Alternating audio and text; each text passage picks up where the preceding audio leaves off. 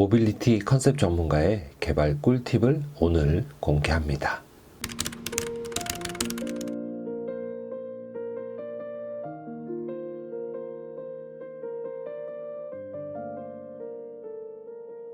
그동안 수십 건의 논문과 100여 건의 특허를 써본 경험으로 최근에 챗GPT를 사용해 보니 정말 새로운 시대가 도래한 것을 느낄 수 있었습니다.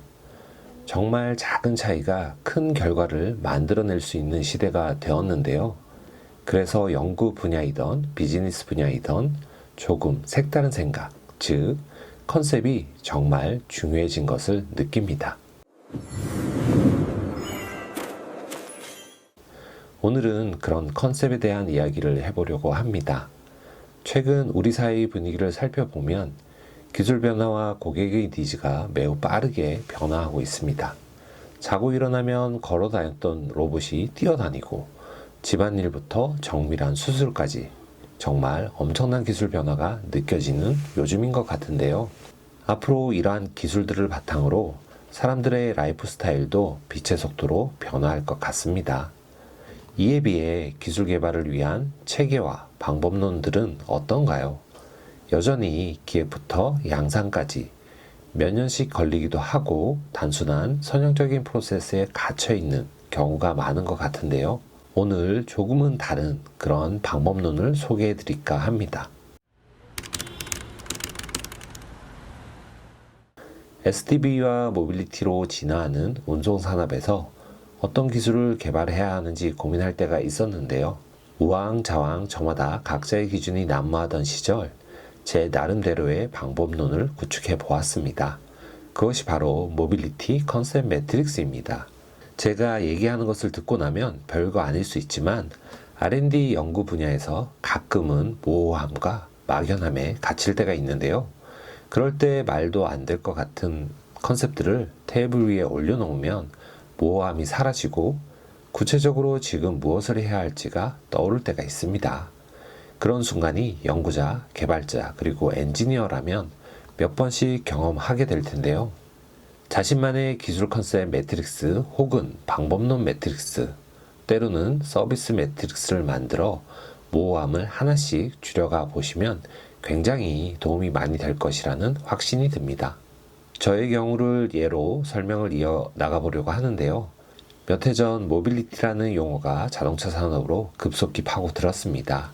SDV는 더 이상 전통적인 자동차로 분류되지 않기 시작했고 좀 더 가벼운 그리고 공간의 활용이라는 모빌리티라는 용어가 자주 사용되게 되었습니다. 재미있는 것은 아직도 모빌리티 정의가 무엇이냐고 누군가에게 물어본다면 아마도 바로 답변하기 어려울 것입니다. 그만큼 모호한 장르가 바로 모빌리티 분야인데요.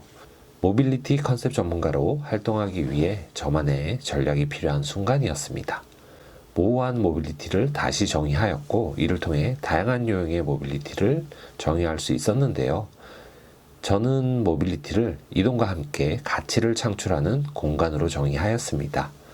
이를 통해 사람들이 경험하고 생산하게 될 가치에 집중하게 되었고 목적이 구체화되면서 다양한 형태의 모빌리티를 생각할 수 있었습니다. 그리고 이러한 모빌리티 개발을 위해 필요한 기술들을 하나하나 정의할 수 있었는데요. 그러면서 필요한 연구들을 하나하나 진행해 나갈 수 있었습니다. 그 중에는 분리형 모빌리티도 있었는데요. 이것은 사람이 거주하는 캐빈과 모빌리티 이동과 주요 시스템을 제어하기 위한 하드웨어로 구성된 공간이 분리될 수 있는 모빌리티입니다.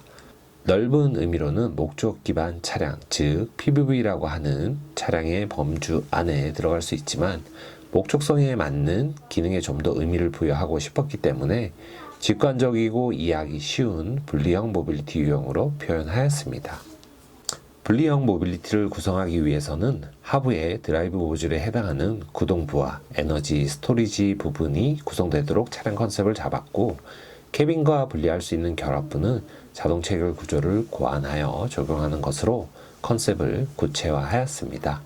이러한 형태의 모빌리티를 통해 사용자는 언제 어디서나 자신이 원하는 형태의 공간을 경험할 수 있게 되는 것입니다. 또한 구동부는 캐빈을 내려놓고 분리되어 유니모빌리티 독자적으로 세그웨이와 같이 움직일 수 있고 때로는 결합하여 이동할 수 있게 됩니다. 이동식 카페와 배달이 모두 가능한 모빌리티가 되는 것이죠. 또 캠핑이나 여행을 갔을 때 펜션 기능에 캐빈을 내려놓고 가족들이 여행지를 즐기는 동안 아빠나 엄마는 유니모빌리티를 이용하여 필요한 물건을 사러 이동할 수도 있게 됩니다. 또한 의료 분야에서 움직이는 수술실, 그리고 진료실 및 환자의 픽업, 호송 서비스 등에도 모빌리티와 연계하여 보다 사람에게 다가가는 서비스의 개발이 가능하게 됩니다. 초반에 모호했던 모빌리티 정의에서 한 가닥 유형을 잡고 필요한 기술과 구성 방안을 도출해보니 이제는 활용 방안과 연관된 비즈니스에 대해서도 생각할 수 있게 되었습니다. 이것이 모빌리티 컨셉 매트릭스를 작성한 이유였는데요. 막연할 때는 도화지를 펴서 선이라도 그어보는 것이죠. 그리고 그 위에 아무거나 그려보는 것입니다. 이것들을 하나, 둘 모으다 보면 의미 있는 것이 될 거라 확신합니다.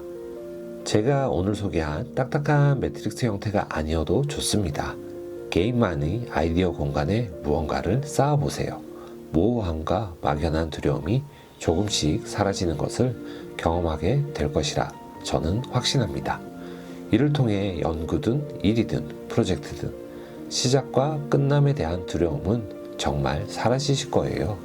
저의 경험에서 오는 말이니 믿으셔도 좋을 것 같습니다.